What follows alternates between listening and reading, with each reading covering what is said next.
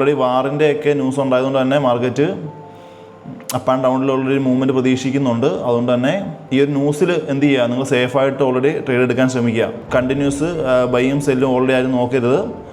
Direction നോക്കിയിട്ട് ആ ഒരു ഡയറക്ഷനിലേക്ക് മാത്രം ട്രേഡ്സ് എടുക്കുന്നതായിരിക്കും ഏറ്റവും ബെറ്റർ.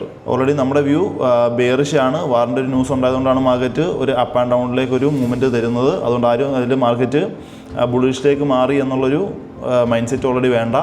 നമുക്ക് അറ്റ്ലീസ്റ്റ് 1 hourലും 4 hourലും മാർക്കറ്റ് ഡയറക്ഷൻ ചേഞ്ച് ആയെങ്കിൽ മാത്രമേ നമ്മളൊരു ബുള്ളിഷ് വ്യൂ എടുക്കത്തുള്ളൂ. നിലവിൽ നമ്മുടെ വ്യൂ ബെയറിഷ് ആണ്. ഇപ്പോൾ മാർക്കറ്റ് നിൽക്കുന്ന ഒരു ഏരിയ എന്ന് പറയുന്നത് 1 hour സപ്ലൈ സോണിലാണ്. നിങ്ങൾ നോക്കിയാൽ കാണാൻ സാധിക്കും മാർക്കറ്റ് കറക്റ്റീവായിട്ടാണ് മൂവ് ചെയ്തുകൊണ്ടിരിക്കുന്നത്.